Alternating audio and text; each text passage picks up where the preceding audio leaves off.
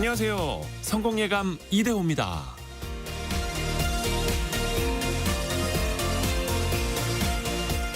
나와 생각이 다른 사람, 내가 속한 집단과 추구하는 방향이 다른 집단, 때로는 의견이, 때로는 정책이, 때로는 신념이 다르다고 해서 맞부딪히고 비난하고 경멸하기까지 합니다.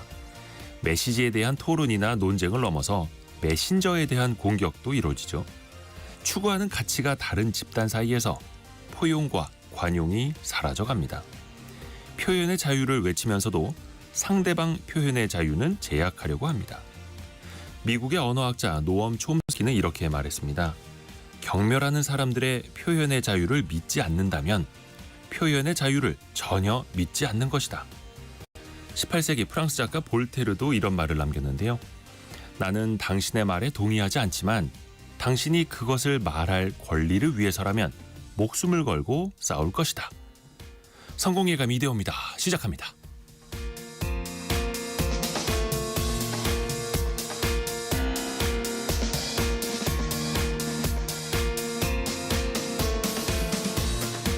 안녕하세요. 이대호입니다. 자, 벌써 금요일이네요. 금요일에는 원탁의 기자들이 찾아가는 날이죠.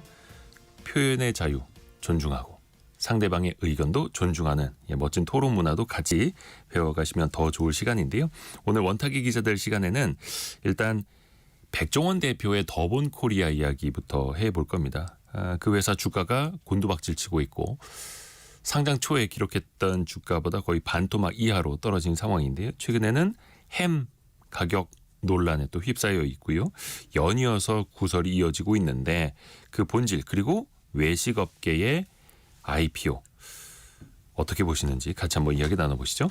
그리고 최근에 코미디언 이수지 씨의 유튜브 영상이 연일 화제입니다. 특히 대치동 엄마를 패러디한 그 영상이 정말 화제인데요. 거기에 등장한 고가의 패딩부터 또 아이의 교육 방식 등등 이른바 제이미 맘이 쏘아올린 강남 사교육의 실태까지 같이 한번 논의해 보시죠. 오늘의 경제상식 퀴즈 나갑니다. 우리나라가 장기 계약을 맺고 카타르, 호주, 말레이시아 등에서 이걸 수입해 오는데요. 올해와 내년 계약이 종료되는 물량의 상당수를 미국산 이것으로 교체할 가능성이 커지고 있습니다. 바로 대미 무역 흑자 규모를 줄이기 위해서인데요. 이것은 천연가스의 주성분인 메탄을 저장, 운송하기 위해서 액화시킨 겁니다. 기체 상태에 있는 천연가스를 영하 162도까지 떨어뜨리면 그 부피가 600분의 1로 줄여지죠. 해서 운반, 저장하기 용이해지는데요. 그 알파벳 세 자를 보내주시면 됩니다. 천연가스라고 부르는 것에 아이고야 0343님 히토류는 아니고요. 참고로 비슷한 표현으로는 LPG가 있는데 LPG와는 한 글자가 다릅니다. 짧은 문자 50원, 긴 문자 100원이 드는 샵 9730이나 KBS 콩으로 참여해 주시면 되고요. 추첨을 통해서 다양한 선물 계속 보내드리고 있습니다. 또 원탁의 기자들 K 함께하는 서영민 기자가 최근에 쓴 책 삼성전자 시그널 이 책도 보내드리니까요. 말머리에 책 신청 이렇게 달아서 사연 보내주시면 저희가 하루 5분씩 뽑아서 보내드립니다. 그리고 내일 성공예감 별책 부록에 바로 이 삼성전자 시그널 책을 같이 다루게 됩니다. KBS 콩 또 유튜브를 통해서도 함께 하시죠. 성공예감 이대호입니다. 자주 검색하시면 성공이 가까워집니다.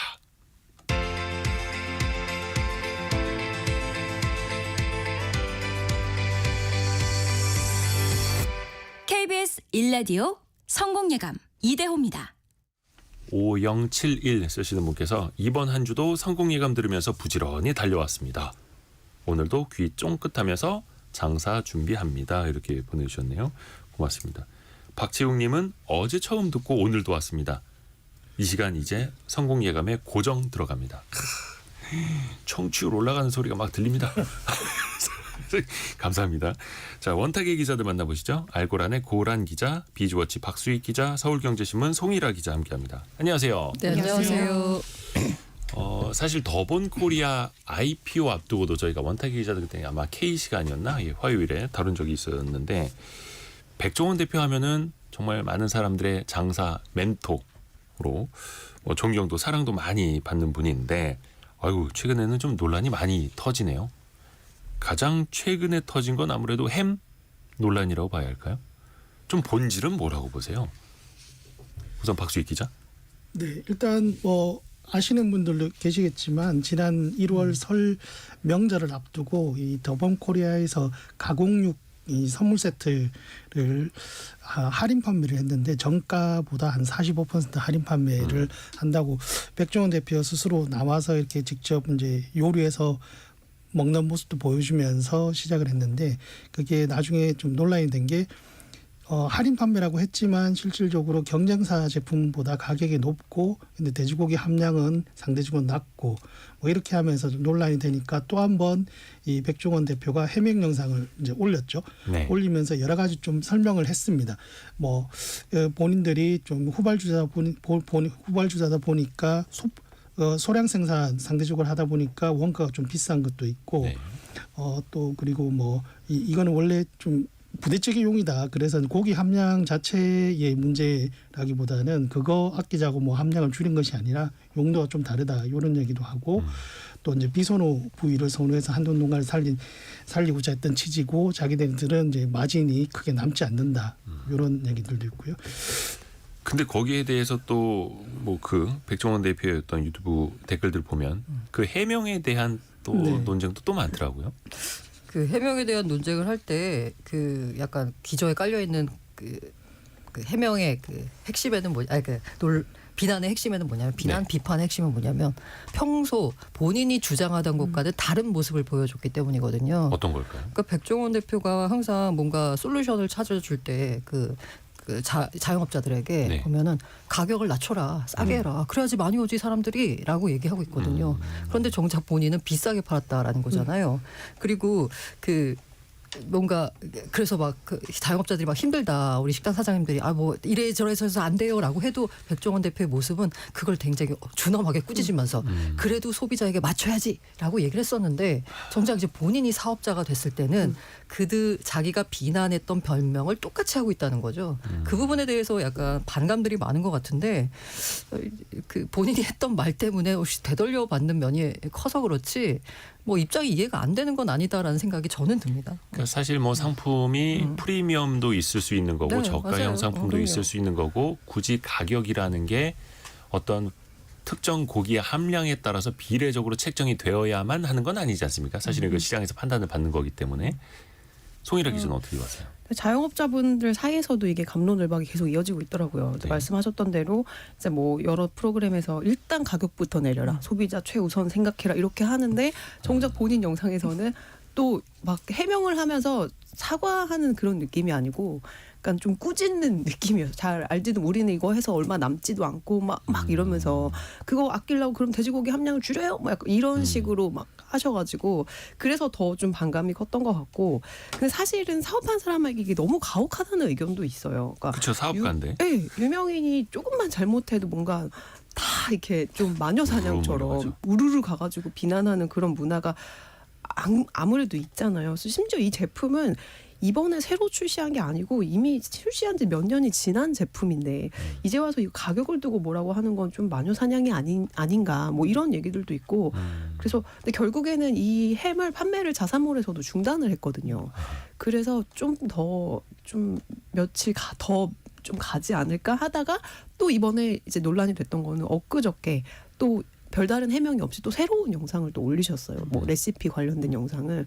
그래서 또 거기에서 댓글이 지금 또 거기에도 엄청나게. 이어지고 있어요. 네, 그런 상황입니다. 그러니까 어떻게 보면 저도 이제 와이스트리트에서 이 이슈를 좀 다루려고 이야기를 좀 했었습니다만 자승자박이라는 느낌이 좀 들더라고요. 그렇죠. 이걸 만약에 백종원 대표가 아닌 다른 사람, 다른 기업가가 이걸 출시했으면 전혀 논란이 안 됐을 수도 있어요. 맞아요. 그냥 뭐 다른 S 그 햄보다는 좀 더 비싸네. 요 정도로 끝났을 텐데 아무래도 백종원 씨이기 때문에 논쟁이 되지 않았나. 그러니까 4316님도 이렇게 보내주셨는데요. 아무래도 백종원 대표에 대한 기대치가 높은 만큼 소비자들의 실망도 큰 것 같아요. 이렇게 보내주셨고요. 아무래도 방송에 나와서 뭔가 멘트를 하고 일종의 국민 멘토가 된 분이잖아요. 네. 그런데 자신이 하는 사업과 본인이 그 멘토로서 하는 말과 다르다 보니까 반감이 더 커진 것 같은데 사실 모든 상품의 원가에 비례해가지고 판매 가격이 정해지는 게 아니잖아요. 네. 뭐 돼지고기 함량이 높건 낮건 간에 그거는 판매 가격을 어떻게 붙이냐는 판매하는 그 사업자의 입장인 거고. 그래서 만약에 소비자가 선택을 안 하면 그렇게 해서 시장에서 퇴출되는 거고요. 그렇죠. 그렇죠. 그냥 이렇게 봐야 되는데 워낙 조금 약간 평소에 세게 말씀하시다 보니 그러니까 사실 우리가 뭐 자본주의나 시장 경제 원리는 다 이해를 하고 있습니다만 그게 또 TV에서 굉장히 이제 선한 이미지 모든 걸 이제 많이 또 나누는 이미지 맞아요. 거기랑 약간 좀 사업가로서의 추구해야 하는 바와 맞지 않아서 머릿속이 좀 혼란스러워지는 거죠. 다만 박수 저는 기자. 이 영상을 그 전에는 안 보고 기사로만 보다가 네. 어제 봤어요. 어제 보니까 영상을 보니까 왜 사람들이 반발하는지가 딱 와요. 아하. 영상 자체가 10분 영상이어서 길지 않은데 보는 데는 굉장히 불편합니다. 이게 정상적인 인터뷰가 아니에요. 진행자가 이렇게 질문을 하는데 질문 딱 끊고 계속 이제 좀 약간 뭐 이게 혼내는 눈치 보는 그런 진행자가 굉장히 눈치를 많이 봐요. 진행자가 직원인데. 혼나요. 지원인데요. 예, 이런 사실 근데 진행자의 질문자의 시선은 소비자의 시선에서 질문을 하는 것인데 어떻게 보면 소비자를 좀 혼내는 거죠. 저는 여기서 약간 걱정이 됐던 게 뭐냐면 보통 이게 어쨌든 뭐 정상적인 기업들은 보도자를 낼 것이고 더본코리아는 이런 백종원 대표가 직접 출연해서 유튜브에서 어떤 여러 가지 설명도 하고 하는 그런 방식의 홍보 기법을 사는데 항상 이렇게 이제 외부에 홍보를 할 때는 내부에서 계속 검토를 할 거 아닙니까? 이 영상을 보면은 제가 느꼈던 또 많은 시청자들이 느꼈던 그런 불편한 감정들을 느끼는 더본코리아 임직원들이 과연 없었을까? 내부적으로 뭔가 여러 가지 이해되는 측면도 있지만 백종원 대표에게 쓴소리를 할 수 있는 게이트 키핑이 되는 조직인가라는 의문은 좀 살짝 들더라고요. 약간 좀 정제됐으면 어땠을까? 그렇죠. 사실 뭐 유튜브 영상이라 해도 요즘엔 사람들은 그걸 또 언론이라고 네네. 접하고 있으니까 그래서 진행자는 어떻게 보면 고객들, 시청자들을 대리해서 질문을 하는 건데 윽박지르듯이 가르치듯이 근데 이제 그런 분위기가 또 보시는 분들한테 되게 좀 불편하게 또 다가왔던 것 같고 근데 또 그게 또 예능성으로도 했을 수도 있는 거고요. 네. 근데 이제 중요한 거는 뭐 저도 여러 차례 이야기를 했습니다만 이해관계가 엇갈린다라는 거죠. 어떤 맞아요. 선한 이미지 그런데 사업가로서 그것도 이제 공개 기업, 상장한 기업은 또 이윤 추구를 더 많이 해야 되는 것 아닙니까? 많은 또 일반 주주들이 생긴 거기 때문에 근데 또 주가는 계속 흘러내리고 있고 여러 논란 속에서 이게 지금 다 버무려져서 되게 복잡해지는 상황인 거죠. 프랜차이즈라는 게 사실 다른 말로 가맹사업본부이고 이 가맹사업본부가 이익이 상장회사다 그러면 이익을 많이 늘려서 주주들에게 배당도 하고 또 주가도 올려야 되는데 말씀하실 때 이해관계가 되게 많은데 가맹사업본부가 이익을 많이 남기려면 몇 가지의 방법이 있는데 일단 가장 쉬운 게 가맹점을 좀 쥐어짜는 것, 뭐 재료를 좀 비싸게 이렇게 공급을 한다든지 뭐 이런 게 있는데 그렇게 하다 보면은 최종적인 소비자한테 좀 외면을 받는 그래서 사업적으로 극하게 실적이 좋아질 수 없는 그런 구조가 있는 것이고 또는 이제 본사가 매출을 늘리려면 이제 뭐 제품의 단가나 이런 것들을 올리는데 그렇게 했을 때 본사의 매출이 일시적으로 늘어날 수 있는데 그러면 가맹점 자체가 피해를 보면서 문을 닫게 되기도 하고 그렇죠. 또 유행 자체가 굉장히 빠르다 보니까 장수 브랜드가 사실 5년 이상 가는 브랜드가 잘 없다고 하잖아요. 그런 것들이 일단 상장 프랜차이즈라는 어떤 업종의 특성이고 그런 회사가 상장됐을 때 일단 기본적으로 프랜차이즈와 가맹점주 사이에 이해관계도 있는데 그렇죠. 다시 주주들도 이해관계 있고 이게 굉장히 많이 상충되는 부분들이 있죠. 그래서 과거에도 한국거래소에 이제 상장이 되었던 프랜차이즈 기업들의 이른바 말로가 좋지 않았던 게 그것 네. 아닙니까? 그러니까 고객, 주주, 점주 이해관계가 다 달라요. 그래서 저는 프랜차이즈 기업은 상장하면 안 된다라는 생각이거든요. 저도 같은 생각이었는데 근데 한국거래소가 사실은 이제 저도 올해 출입을 했습니다만 더본코리아 직전까지만 하더라도 프랜차이즈 기업 상장에 대해서 굉장히 부정적으로 봤었거든요. 10여 년 왜냐하면 전부터. 주주와 가맹 점주 간의 이해관계가 정확히 거의 반대에 서 있는 그쵸. 느낌이잖아요. 근데 여기는 또 이제 워낙 이제 스타, 맞아요. 그 스타 기업이고 해서 개인의 그 한 사람의 브랜드 파워가 워낙 강하니까 또 거래소도 이제 워낙 또 시장도 안 좋고 하니까 뭔가 분위기를 전환시키기 위해서 작년에 이제 상장을 했잖아요. 작년 그쵸. 11월에 상장을 했는데 초반에는 분위기가 좋았어요. 그래서 그 상장 첫날에도 뭐 공모가 200 정도까지 갔었고, 근데 그게 쭉 떨어져가지고 지금은 뭐 2만 원대까지 내려가기로 하고 그랬었거든요. 근데 지금 살펴보면 이 식음료 프랜차이즈 상장 사례가 지금까지 이제 우회 상장 다 포함해서 7건 정도뿐이에요. 근데 그 대부분이 거래 중지가 됐거나 상장 폐지가 됐고, 또 지금까지 거래가 되는 거는 지금 교촌 F&B랑 더본코리아 2곳뿐이거든요. 그러니까 이게 아무래도 이해관계가 너무 극명하게 갈리는 이제 서로 간에 그거를 맞추다 보니까 이게 회사가 정작 영업이익을 내고 주주들을 만족시키면서 이제 좀 몸집을 불리기에는 쉽지 않은 게 사실인 것 같아요. 그러게요. 일단 공개 기업이 돼요. 그 주가도 실시간으로 나오는 만큼 아무래도 이목은 더 쏠릴 수밖에 없고, 또 주주들 입장에서도 이익 내야 하는 거지 지금 뭐 하는 거냐. 그렇죠. 또 이렇게 또 아우성을 칠 수도 있고, 왜냐하면 이제 주가가 밀리고 있으니까. 또 이런 논쟁이 터질 때마다도 마찬가지고, 사실 그 상장 과정에서도 좀 언급이 나왔던 건데, 아까 박수익 기자가 잠깐 이야기한 것처럼 CEO 리스크에서 자유로울 수가 없다. 아무래도 백종원 씨에 대한 어떤 이런 지적들이 높아지면 그게 또 기업 리스크로 전이될 수밖에 없지 않겠습니까? 뭐 CEO 리스크라는 게 사실 어느 업종이나 있겠지만 특히 프랜차이즈가 대표적으로 굉장히 극대화돼서 나타날 수 있는 업종이죠. 그래서 뭐 대표적으로 미스터 피자 그 MP 그룹이라고 하고 지금은 이름을 뭘로 바꿨던데요. 네네네. 대산 F&B 뭐 거기도 그렇게 나왔고, 특히 그 프랜차이즈 중에서도 특히나 더본코리아는 CEO 리스크가 지금 나타나고 있다고 보기는 어렵지만 상대적으로 잠재적인 위험도가 높은 게 백종원 대표 자체가 회사의 홍보 모델이고, 그래서 본인 스스로도 많은 그런 얘기를 했죠. 광고비를 내가 직접 방송에 출연함으로 해서 광고 선전비를 덜 쓰고 그런 것들이 가맹점주의 부담을 줄이고 분명히 긍정적인 효과가 지금도 있고, 그래 백종원 대표가 지금까지 뭐 사생활에 이런 측면에서 문제를 일으킨 적이 없고, 그래 지금까지는 상대적으로 좋았어요. 좋고 하지만 이 백종원 원투류한 게 언제나 위험을 안고 있는, 그러니까 예를 들어서 다른 프랜차이즈는 대부분 다 외부 연예인들의 광고 모델을 쓰는데 네. 그럼 광고 모델이 만약에 사고를 치면 그냥 광고 모델을 계약 해지하고 위약금 청구하면 되지만 네. 백종원 대표의 더본코리아는 그럴 수가 없다는 거죠.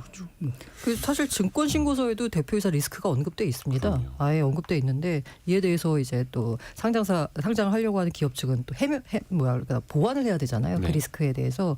그래서 주로 연구 개발을 통해서 위험을 희석하겠다라고 했는데, 연구 개발이. 근데 이 프랜차이즈에서 과연 연구 개발이 차지하는 그 업의 특성상 비중이 얼마나 될지 사실 조금 고개를 가웃하는 뭐 메뉴 부분이잖아요. 개발이나 이런 연구 개발은 늘 또 해왔던 해왔지만 거기도 그걸로 이 CEO 리스크까지 희석시키기에는 도대체 어떤 걸 연구 개발해야지 될지. 그 3385님이 백종원 대표를 좋아하고 언제나 성공하고픈 1인 사업자입니다. 백종원 대표께 지금 꼭 되돌려드리고 싶은 말이 있습니다. 초심을 잃지 말자라고 이야기해 주셨고요.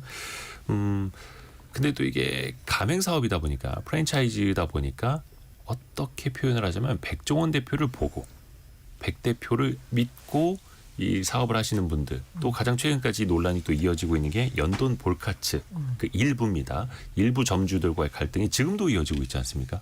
물론 이게 아무리 프랜차이즈라고 해서 그 회사의 대표만 믿고 본인의 개개인의 점주 사업을 시작한다라는 건 사실은 좀 아니긴 합니다만 이 논란도 오래 가고 있잖아요.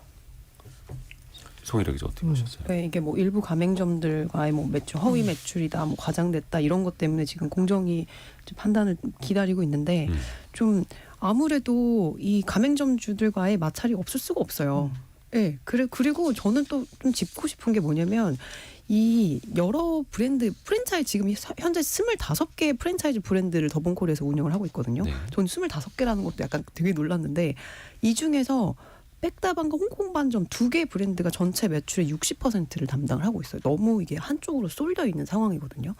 그래서 근데 아시다시피 지금 뭐 원두 가격이 오르고 막 물가도 오르고 막 이러면서 그 시장 경쟁이 굉장히 격화되고 있는 가운데 이런 유사한 저가 커피 브랜드도 계속 생겨나고 있고, 그래서 과연 이게 좀 지속 가능한 F&B 사업일까라는 거에 대한 의심이 있는데 거기다 플러스 이런 가맹점주들과의 갈등, 그다음에 본인 개인의 CEO 리스크까지 진다면 투자자로서는 굳이 내가 이렇게 이런 위험을 감수하고 좀 이런 주식에 투자할 만한 가치가 있나라는 좀 퀘스천은 들긴 하더라고요.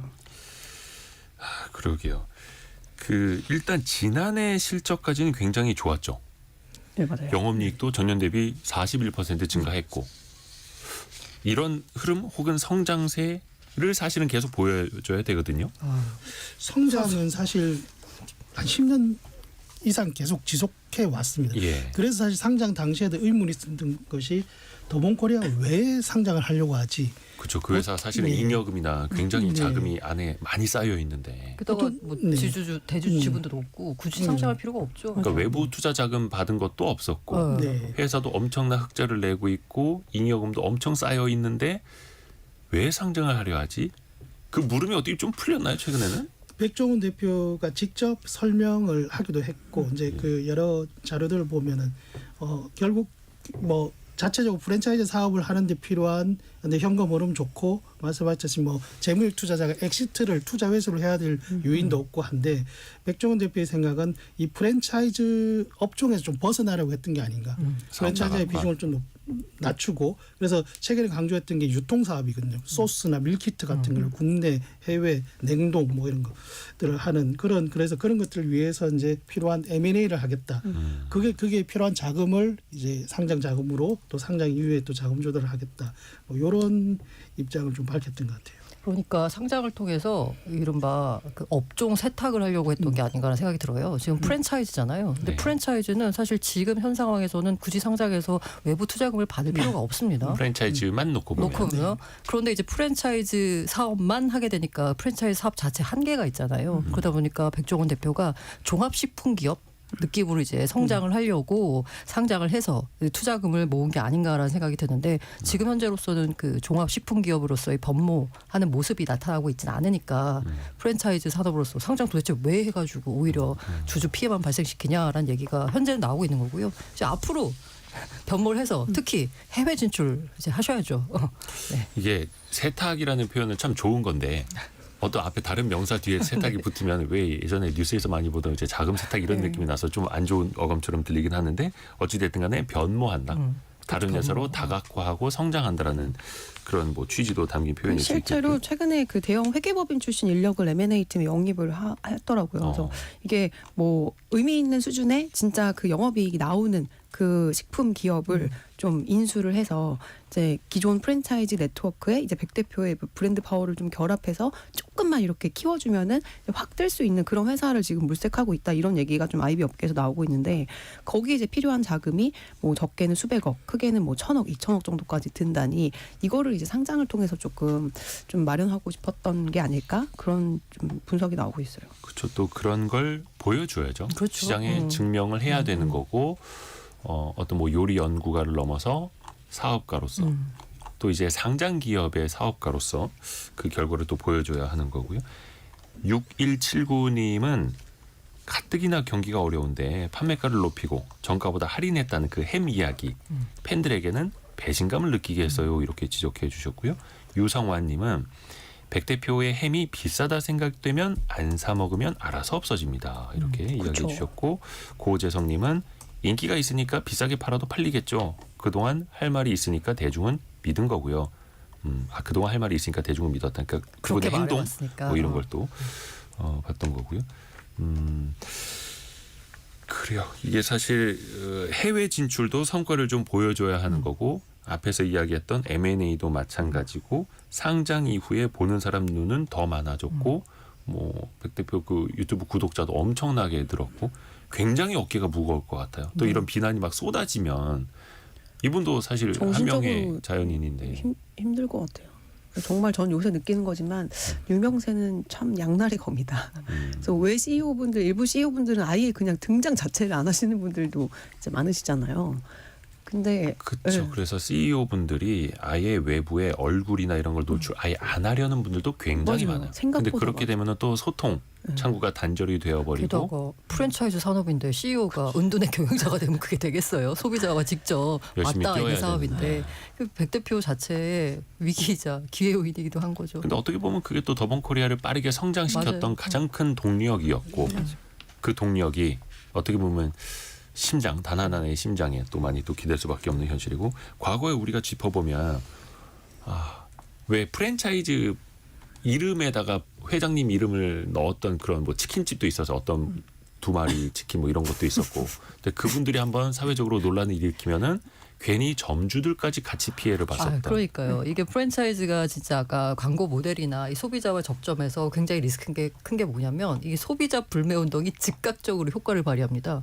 그냥 사실 뭐 초코파이가 전국에 100만 개가 풀린데 나 하나 안 산다고 해서 그렇게 타격 없거든요. 그리고 그 초코파이 생산 말고 이제 다른 생산으로 돌리면 되고 그리고 B2B야 더 뭐 말할 것도 없고요.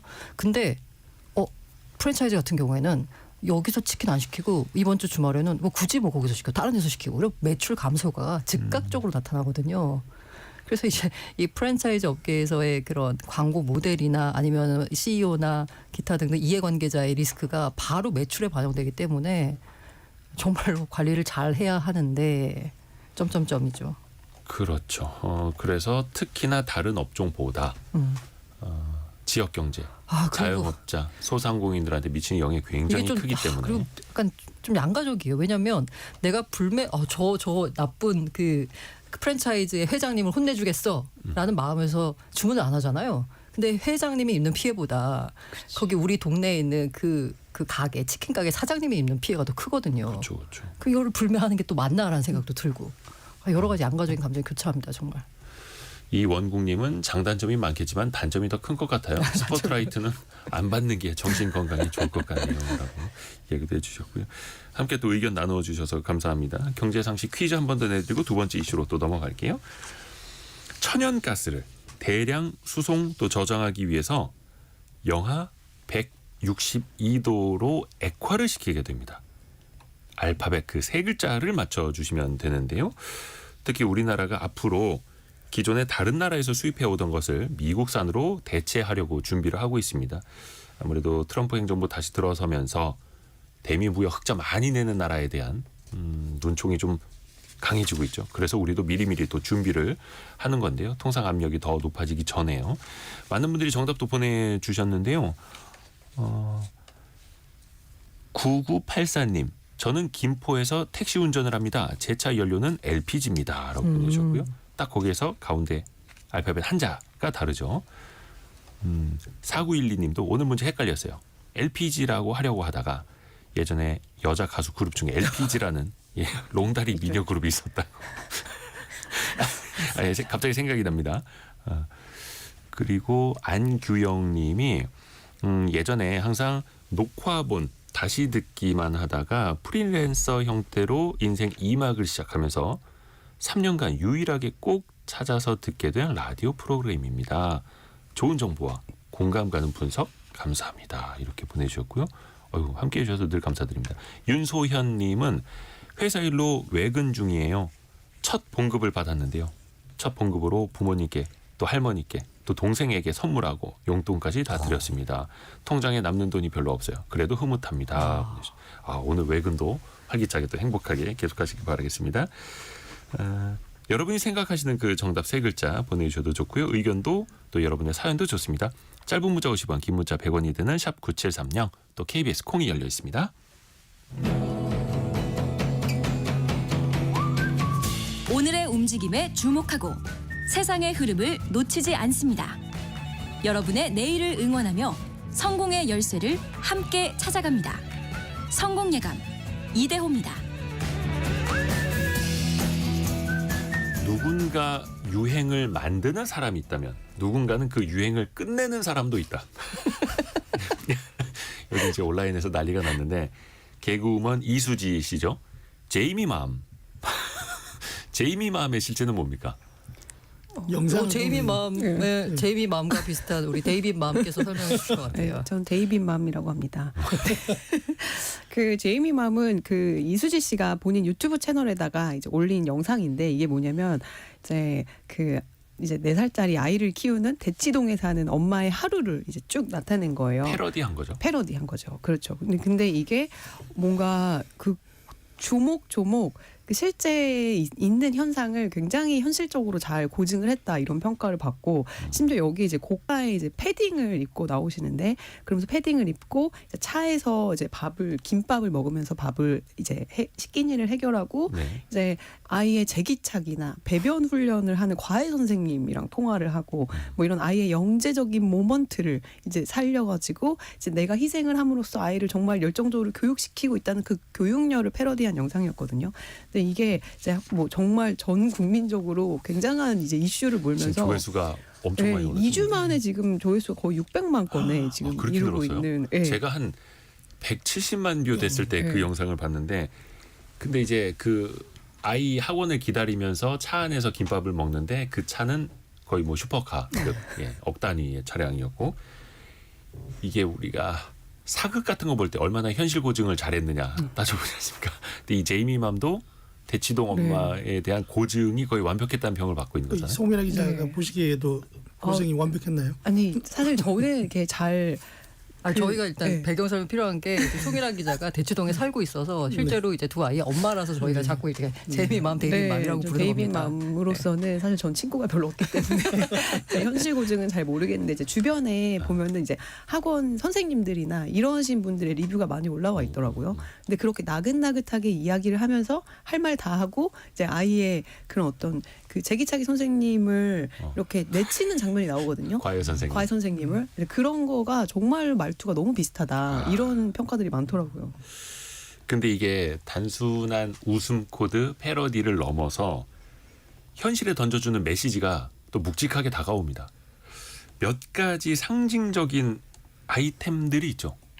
그렇죠. 가장 대표적인 게 패딩 아닙니까? 패딩. 네네.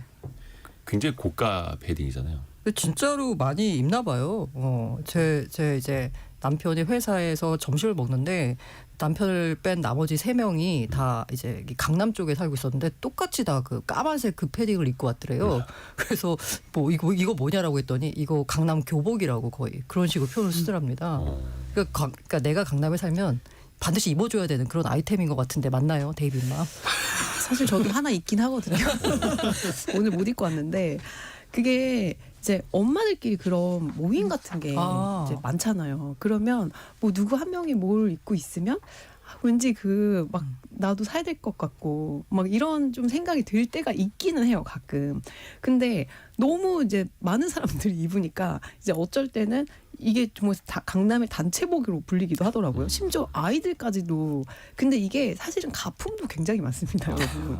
그러니까 그 결국에는 좀 어떤 남에게 보여주기 위한 좀 그런 심리가 좀 더 많은 게 아닌가? 근데 그런 어떻게 생각도 보면은 들고. 또 네. 그 지역에 사시는 분들은 그 정도는 입어야 그 모임에 낄 수 있고 그것보다 그냥 뭐 평범한 브랜드를 입으면 내가 오히려 좀 안 좋은 쪽으로 튈 수 있고 약간 그런 것도 있을 수 있겠습니다. 그 패러디가 저거 너무 잘 된 게 뭐 2가지 큰 문제를 보여줬다고 보거든요. 하나는 이 우리나라의 그 지나친 사교육, 그 되게 놀란 부분이 4살인데 이런 막 과외를 그렇게 돌리고 있는 거잖아요. 뭐 물론 좀 과장은 있었겠습니다만 그렇죠. 하여튼간 그 취약하기 전부터도 과외를 많이 한다는 거죠. 그러니까 그 7세곳인가요? 뭐 그거 네, 뭐 얘기 최근에 나오잖아요. 7세고시라는 그 방송이 있었거든요. 다큐멘터리. 7살짜리 애들 고시를 봐요. 7살짜리 애들이 이제 그 영어 유치원을 졸업하고 나면 이제 영어 학원으로 가기 위한 그 시험을 봐요. 그래서 그게 이른바 이제 이제 유명한 학원을 네. 가려면 그 해당 시험을 통과를 해야 되고 그 해당 시험에 통과한 사람들의 그 무리가 이 그 단계를 밟아서 좋은 이제 대학의 진학과도 연결이 되다 보니 7세고시라는 말까지 나올 정도로 지나친 우리나라 이제 사교육 열풍을 이제 패러디한 거고요. 이 두 번째는 이 우리나라가 뭐든지 다 계급화시키는 문화가 있잖아요. 그렇죠. 이 뭐 계급도가 정말 그 인터넷상에서 난무하고 있는데 그걸 또 다 꼬집은 거. 그 2가지가 이 사람들의 심금을 울려가지고 이 높은 조회수로 나온 것 같습니다. 이른바 엘리트 코스가 과거에는 뭐 한 고등학교 때부터 시작이 됐다면 이제 중학교, 초등학교, 유치원, 네. 어린이집까지 이러다 이제 거의 엘리트 태교. 뭐 그것도 참 나온 지 꽤 됐네요. 생각해 보니까. 근데 하나하나 좀 따져볼게요. 아까 그 비싼 패딩 이야기를 했는데 최근에 그게 중고 시장에 많이 쏟아지고 있다면서요. 네, 그렇습니다. 이거는 또 어떤 심리입니까? 이제 창피해서 못 입겠다고. 그래서 실제 정말 통계로도 나타나고 있는 게 이제 본계장터의 2월 둘째 주 네. 10일에서 16일 차 그 여성의 아우터 상품 수가 지금 이제 2월 말에 다가가고 있으니까 이제 이런 매물들이 많이 나오는 건 맞거든요. 그래서 여성 전체 아우터 상품 수는 전주 대비 한 580%가 증가를 했는데 네. 이 특정 브랜드의 제품은 같은 기간 거의 1000% 가까이가 폭증을 했습니다. 그래서 이 시기에 이걸 하나 사야 되는 게 득템을 해야 되는 게 아닌가 이런 오히려 생각까지 낮은 들려요. 가격으로 중고로 쏟아지고 네. 있을 때가 기회다. 그래서 또 역발상이네. 뭔가 동네를 돌아다니다 보면 실제로 좀 이런 뭔가 그 느낌상 좀 적게 보이는 것 같기도 하고 그런 근데 생각이 들어요. 권인숙님이 가품이 많다고 지적해 주시네요. 맞아요. 가품이 많습니다. 많습니까? 네. 그 정도로 인기가 많다는 거예요? 그렇죠. 하여튼 이거는 또 속으면 안 되는 거고. 근데 아까 고란 기자도 이야기를 해준 게 계급도 이야기를 했잖아요. 이른바 패딩에도 계급도가 있고 왜 고등학생들이 입는 패딩에도 계급도가 있고 특정 지역 어머니 아버지들 커뮤니티에서 입어야 하는 또 그런 패딩의 계급도 있는 거고요. 이것 자체는 우리나라에서 어떻게 봐야 됩니까? 이 패딩 계급도 지금 말씀하신 그 브랜드 최상위에 있는 계급이더라고요. 우리 집 갑오 뭐 이렇게 물려서 입었습니다. 그 다음에 이제 뭐 대물려서 입는다. 10년 입는 옷. 그다음 5년 정도만 버티는 정도로 입는 옷. 그냥 따뜻하면 되는 옷. 뭐 그리고 막 걸치는 옷 이런 식으로 이제 계급도가 있고 사실 이게 과거에 뭐 등골 브레이크라고 해가지고 또 특정 패딩이 없으면은 학생들 사이에서 소외감을 느낀다라고 해서 부모들이 그 패딩을 사주기 위해서 등골이 빠진다는 의미로 등골 브레이크가 있었는데 그게 굉장히 세분화해서 진화한 것이고 사실 이 인터넷에 이제 패딩 계급도만 도는 게 아니라 뭐 러닝화 계급도도 있고 오래된 게 이제 부동산 동네에 대한 그런 계급도부터 해서 여러 가지가 있는데 사실 이게 우리나라 사람들처럼 이렇게 경쟁 좋아하는 사람 없잖아요. 사회 자체가 좀 그런 속에서 나오는 약간 사회의 어떤 단면이기도 하고 거기에 좀 거치면 되는데 뭐 아까 말씀할 땐 7세 고시 요즘에는 더 7세도 늦다 해서 하세 고시도 나오고 저는 이런 것들이 좀 개인적으로는 안타까워요. 아니 그래서 생각을 해봤는데 이게 뭐 이제 장 보드리아르라는 프랑스 철학자가 이 파플리노 효과라는 말을 했어요. 이게 뭐냐 명품 구매하면 나도 명품이다 이거고요. 내가 명품을 거치면 내가 인간 명품이 될 것 그렇죠, 같은. 그렇죠. 그런 느낌적인 느낌. 이 파플리노가 한 벌 세트라는 말이거든요. 그러니까 명품과 나가 세트가 돼서 똑같이 뭔가 지위가 올라가는 듯한 느낌을 주기 때문에 명품을 소비하는 거고 현대 사회에서는 얼마나 쓸데없음에 소비를 하는가가 그 사람의 지위와 부를 상징한다라고 생각합니다. 정말 하등에 쓸모없는데 돈을 써야지 그게 진짜 본 거예요. 왜? 필요한데 돈을 쓰는 건 누구나 다 할 수 있는 거잖아요. 근데 문제는 뭐냐면 저는 이런 비교 문화가 우리나라에 굉장히 좀 강하게 나타나잖아요. 이게 다 땅덩이가 좁은데 너무 몰려 살아서 그런다 라는 생각이 듭니다. 맞아요. 고개 이렇게 돌리면 맞아요. 옆 사람들 뭐 하고 있는지 다 보이고 뭐 어떤 제가 걸 이렇게 입고 말하면 있는지. 라떼는 말이야 뭐 이렇게 하지만 제가 그래도 1년 전쯤에 이제 미국에 있다가 왔잖아요. 네네네. 그때 거기서 보면은 이게 땅덩어리가 넓으니까 서로 부대낄 일이 별로 없어요. 상대적으로. 그러다 보니까 비교도 신경 안 잘 안 쓰죠. 신경을 안 써요. 이게 좀 안타깝습니다. 땅덩어리가 좁은데 너무 많이 모여 살다 보니까 남과 비교를 할 수밖에 없고 그 비교 과정에서 내가 어쨌든 우위에 서야 되니까 이런 현상이 나타난 거 아닌가. 그리고 우리나라는 이제 약간의 집단주의 그리고 많은 관계주의가 있다 보니까 서로 또 신경을 많이 쓰고 사는 그런 문화권이기도 하고요. 이게 단순한 사회 문화적 현상에서 끝나는 게 아니고 이게 우리나라의 물가 정책에도 영향을 상당히 주고 있더라고요. 그래서 실제로 그 한국은행 이창용 총재가 뭐라고 했냐면 고가품과 사치품을 선호하는 현상이 물가를 억제하기 어려운 구조적 요인으로 작용하고 있다. 이렇게 말씀하셨어요. 이게 보면 실제 우리나라 의식주 물가 수준이 OECD 평균보다 약 55% 정도 비싼데 이게 농산물과 의류 가격이 특히 비싸거든요. 근데 이게 뭐 브랜드 선호 현상 같은 이런 구조적인 측면이 굉장히 강하고 이런 물가 상승 위험은 이제 결국에는 기준금리를 이제 움직이는 통화 정책만으로는 이게 해결하기 어렵다. 이게 결국에 근본적으로 쫓아 올라가면은 이런 뭐 남들과 좀 나아 보여야 된다, 명품을 걸쳐야 된다 이런 어떤 비교 문화 이런 것 때문에 이종숙님이 아이들이 특정 패딩을 사달라고 하는데 너무 비싸요. 한철 입을 건데 과소비라고 생각해요. 근데 예전에 또- 한 선생님이 한국은 학교 자체가 등산 브랜드라고 했던 말이 생각이 나요. 그러시는데. 근데 또 부모 입장에서 사달라고 하는데 또 안 사주잖아요. 그럼 우리 애가 또 따댈까 봐. 근데 이게 제가 그 뭐 생물학 책에서 읽은 건데 동물도 마찬가지라는 거예요. 그 집단 무리 속에 있을 때 가장 안전함을 느끼는데 나만 그 무리에서 이탈됐을 때 먹잇감이 될 수도 있는 거지 않습니까? 포식자에. 이게 사람한테도 똑같다라는 겁니다. 그래서 그 무리와 이어지려면 나도 특정 핸드폰을 써야 되고 특정 잠바를 같이 입어야 할 것 같은. 그러니까 부모 입장에서는 더 고민이 맞아요. 되는 거죠. 맞아요. 내 아이만 무리해서 그 초회될까 봐 근데 빠질까 그게 봐. 어떤 나의 안전과 생명을 위협하는 게 아니라 오히려 나의 개성이고 또 다름을 추구하는 것도 괜찮다라는 것도 학생들한테 가르쳐 주는 것도 좋을 것 같고. 9151님이 저는 특정 지역에 살고 있는 초 3학년 딸을 가진 아빠입니다. 월수금마다 딸을 대치동 수학학원에 보내는데요. 요즘 그 패딩을 입은 엄마들이 안 보여요. 저번 주에는 딱 한 명 입은 거 봤습니다라고. 근데 왜 다음에 또 그런 이야기 할 수도 있을 것 같아요. 올드머니 룩이라고. 맞아요. 오히려 그래서 상표가 가려져 있는, 상표가 아예 보이지 않는 그런 찐 비싼 옷을 입는 사람이 진짜 전통 부자다 이런 얘기도 있지 않습니까? 의미 없습니다. 생각해볼 거리들이 굉장히 많았습니다 오늘. 예. 저는 박수 약간 기자. 뭐 그런 경쟁심 이런 것도 있지만 약간 결국 이게 사교육 시장에서 나타나는 현상인데 네.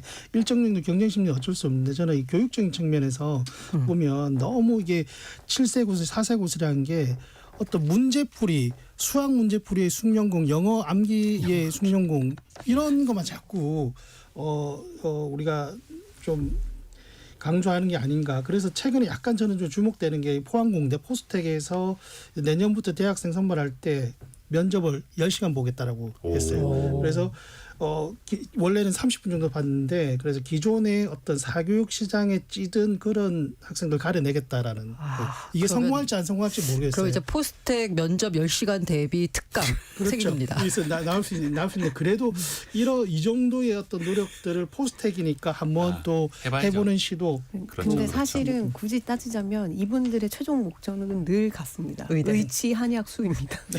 그래서 그거부터 좀 해결이 쳇바퀴와 이 무한 루프에서 언제 우리가 내려올 수 있을지. 저 오늘 알고라는 고란 기자, 비주워치 박수익 기자, 서울경제신문 송일아 기자였습니다. 고맙습니다. 네, 감사합니다.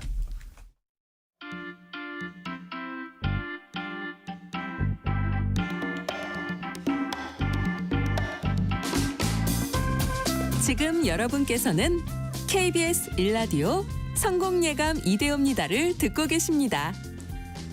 프로그램에 참여하신 청취자 여러분께는 추첨을 통해 Y스트릿에서 밝은 눈과 두뇌 건강, 활력까지 한 번에 와이즈 부스터를, 아름다운 식탁 창조 주비푸드에서 뿌리 담은 리얼 생 와사비를, 쉽고 빠른 판촉물 제작 시너지 기프트에서 무드 등 미니 가습기를, 그리고 성공예감에서 준비한 커피 쿠폰을 보내드립니다. 당첨자는 성공예감 이대호입니다 홈페이지에서 확인하세요. 전국의 커피 전문점 10만 개를 넘었습니다. 정말 주변에 정말 많죠. 다양한 직업을 취재하는 한경 비즈니스 강홍민 기자가 조금은 특별한 카페에 다녀왔다고 하는데요. 강 기자님 안녕하세요. 안녕하세요. 어떤 카페였어요? 제가 다녀온 곳은 그 사회적 협동조합에서 운영하는 카페인데 네. 이곳에서 이제 커피를 만드는 청각장애인 바리스타를 만나고 왔거든요. 이 청각장애가 있는 분이 과연 바리스타로 일을 할 수 있을까? 네, 청취자분들께서도 이렇게 생각하시는 분들이 계실 텐데 네. 이분의 하루 일과를 좀 들어보니까 여느 바리스타처럼 출근하면 제일 먼저 바리스타들은 이제 에스프레소를 추출해서 그 세팅을 한답니다. 네네. 그것도 하고 그리고 이제 고객들이 오면 주문 받아서 음료를 만드는 일을 하고 있었고요. 이 매장에는 그 청각장애인과 비장애인 직원들이 함께 일을 하고 있었는데 매장 재고 관리나 아니면 발주 품목 정리 이분도 같이 함께 비장애인 직원들과 하고 있었습니다. 차별 없이 똑같이. 그렇죠. 그러면 이 청각장애인이신데 바리스타로 얼마나 일하신 거예요? 올해 이제 7년차 바리스타였고요. 네. 이분이 근무하는 이 사회적 협동조합이 청각장애인 바리스타를 채용하는데 이곳에서 처음 경력을 쌓아서 지금까지 일을 하고 있었습니다. 7년 정도. 네. 그러면은 취직하기 전에 어떻게 보면 이제 다른 분들보다 더 많은 준비가 좀 필요하지 않았을까요? 그렇죠. 일단 이제 그 바리스타가 되기 위해서 학원 다니면서 이 바리스타 자격증을 공부해서 2급을 땄답니다. 네. 들어보니까 이제 바리스타 자격증이 1차 필기 그리고 2차 실기까지 있는데 한 번에 합격을 했다고 해요. 굉장히 좀 노력을 많이 하셨던 부분이 있고 그리고 이제 자격증 취득하고 나서 취업 활동을 하잖아요. 네. 이 과정에서 이제 지역 내에 청각 장애인 복지관의 담당자가 굉장히 많은 도움을 줬다고 합니다. 보통 이제 복지관이나 장애인 그 지원 단체에서 네. 장애인 고용에 관심 있는 기업과 이 청각 장애인들을 연결시켜주는 사업을 많이 하는데 그 도움을 받은 거고요. 그리고 이제 취업에서 뭐 비장애인도 마찬가지겠지만 가장 어려운 관문이 면접이잖아요. 네네. 그래서 이 면접 전에 이 회사에 대해 사전 조사를 굉장히 꼼꼼히 하고 그리고 본인의 스스로의 그 강점, 약점들을 굉장히 요약해서 아하. 이렇게 정리를 잘 해갔다고 합니다. 아니 그러면은 청각장애인이신데 면접은 그럼 어떻게 수어로 하는 거예요? 맞습니다. 보통 이제 말씀하신 대로 면접 질문과 답변을 어떻게 좀 했을까 궁금해하시는 분들이 계실 텐데 이 조합에서 수어 통역사가 함께 면접에 참관해가지고 이 면접관에 전달을 해줬다고 합니다. 좋네요. 근데 일단은 그 카페 취업하기 위해서 바리스타 자격증이 꼭 필요한 거는 아니지 않습니까? 그렇죠. 바리스타로 활동하는 모든 분들이 다 자격증이 있는 건 아니거든요. 네네네. 근데 다만 이제 전문 영역이기 때문에 카페 취업을 하려는 분들은 자신의 전문성을 입증하는 수단으로 활용을 하고 있습니다. 내가 이거 할 줄 안다. 어느 정도는 그래도 인정을 받았다 이런 걸 또 보여줘야 되니까. 맞습니다. 바리스타 되려고 하시는 분들도 많기 때문에. 근데 사실 바리스타 그냥 커피만 추출하고 내리는 게 아니라 서비스업이잖아요. 네. 고객과 좀 소통을 해야 하는데 그 측면에서 좀 어떻던가요? 아까 초반에 이제 말씀드리려고 했는데 이 매장 곳곳에 청각장애인 바리스타가 근무한다라는 이 메시지가 안내 표지가 굉장히 많이 붙어져 있습니다. 1, 2층으로 되어 있는데 곳곳에 이제 붙어 있고 그 매장을 찾는 고객들도 인지를 하고 있었고요. 그리고 이제 이 매장에는 필담 패드라는 게 있는데 이 필담 패드로 고객들이 메뉴를 적어서 카운터에 주면 주문이 들어가는 시스템이라 큰 어려움은 없어 보였고요. 사실 지금이야 그렇지만 이분이 대구 매장에서 근무할 때가 있었어요. 근데 네네네. 얘기를 들어보니까 당시에는 필담 패드 같은 이제 보조 기구가 없어서 굉장히 난감했던 적도 많았다고 이 합니다. 필담 패드라는 거는 일종의 태블릿처럼 이렇게 뭐 펜으로 글을 써서 서로 소통하는 거죠. 그렇죠. 아이스 아메리카노 샷 추가 부탁드립니다. 한 잔 뭐 이렇게. 써서. 네. 근데 요즘에는 이제 필담 패드를 비롯해서 키오스크나 스마트폰 오더가 있어서 뭐 큰 문제는 없다고 합니다. 아하, 좋습니다. 더 많은 편리함이 더해지는 시대니까요. 저도 한참 전에 청각장애인이 이제 일하시는 카페에서 커피를 주문할 일이 있었는데 네. 처음에 살짝 당황했었어요. 오. 어떡하지? 나 수어 못하는데 어떻게 해야 되나? 근데 뭐 앞에 이렇게 터치만 하시면 됩니다. 이렇게 또 옆에 써 있고. 안내가 되어 있죠. 그렇죠. 그래서 이렇게 청각장애인 일하시는 데 가시는 분들도 미리 한 번쯤 한번 생각해 보시는 것도 좋을 것 같아요. 또 많은 또 경험도 필요하기도 하고요. 네. 청각장애인 바리스타만의 어떤 장점? 이런 것도 있을까요? 이 부분은 카페 네. 운영하는 사장님들이 좀 들으시면 도움될 부분인데 사실 그 청각장애를 가진 바리스타가 비장애인에 비해서 좀 뒤처질 거다라는 선입견이 있을 수가 있잖아요. 네. 근데 사실 이분들이 그 시각적 집중력이 굉장히 뛰어나기 때문에 그 라떼 아트 좋아하시는 분들 많잖아요. 아, 네. 이런 라떼 아트의 그 작품의 퀄리티가 굉장히 높다고 하고요. 그리고 음료 제조나 위생 관리에 집중력을 발휘하는 특별한 장점이 있다고 합니다. 아하, 오히려 더 시각적으로 표현할 수 있는 거 더 풍부할 수도 있다. 그렇죠. 네. 근데 어찌됐든 간에 다른 분들도 다들 이제 서서 일하시고 반복적인 일을 하고 계시고 여기는 거의 쉬는 시간도 없지 않습니까? 웬만한 카페는. 그렇죠. 손님 없을 때가 쉬는 시간이고. 그때 이제 잠깐 앉을 수 있는데 계속 서서 일하는 그런 고충들은 있습니다. 그렇죠. 근데 이 일을 7년이나 하셨다고요? 카페에서 그러면은 청각장애인 바리스타로 일하시면서 가장 보람된 순간은 어떤 때를 말씀하시던가요? 이 매장을 찾아보니까 이제 이 매장을 찾는 고객들 중에는 단골 손님들이 굉장히 좀 많았어요. 근데 이분들 중에서 이제 잘 먹었습니다, 맛있어요라는 수어나 이제 지문자를 배워서 일부러 표현해 주시는 분들이 좀 종종 있다고 오, 합니다. 감동이네요, 그건. 그렇죠. 그건 어떻게 보면 진짜 이 카페에서 쓰기 위해서 배웠기 때문에 이런 배려를 받을 때 굉장히 기억에 남고 행복하다고 합니다. 그렇죠. 우리가 주변에서 이제 수화를 활용할 일이 거의 없으니까 네. 배워볼 생각도 안 하는데 내가 자주 가는 카페에 바리스타가 청각장애인이시다. 근데 커피 맛이 정말 좋다. 내가 단골이다 하면은 고맙습니다 정도는 배워서 할 만하네요. 이거 너무 감동적인 거의 영화 같은 장면 아닙니까? 근데 또 걱정되는 게 다른 청각장애인 분들은 과연 어떤 곳에서 일을 하고 있을까? 어떻습니까? 알아보셨나요? 보통 이제 그 지역 내에 있는 장애인 복지관 등에서 취업 연결을 좀 해주는데 이분처럼 카페 말고도 뭐 택배 회사나 운송업 그리고 이제 소음이 좀 크게 발생하는 공장 생산직에서 청각장애인을 채용을 좀 하고 있었고요. 오히려 그런 분들은 더 장점이 있네요. 그렇죠. 또 이유를 들어보니까 이 공장이나 택배업은 고객과 특별히 이제 마주칠 일이 없고 예. 그 서비스를 제공하는 업무가 아니라서 아무래도 청각장애인들이 일하기 수월한 점이 있다고 합니다.